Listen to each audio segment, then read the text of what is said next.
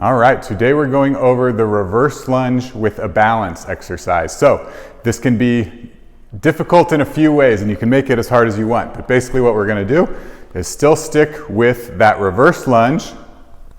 But then from there, again, we're pressing up off this front leg to come into a balance. So here's where you can decide how hard you want to make it. If you want to reset, you can reset and do the exercise again.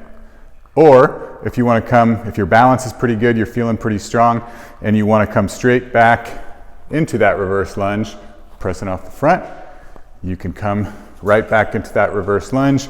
Key things to keep in mind here is we want this to be slow and controlled. If you find yourself wobbling all around like that, that's not very safe, and I'd rather you kind of reset and make sure you can do it under control before you start to move on to that next progression.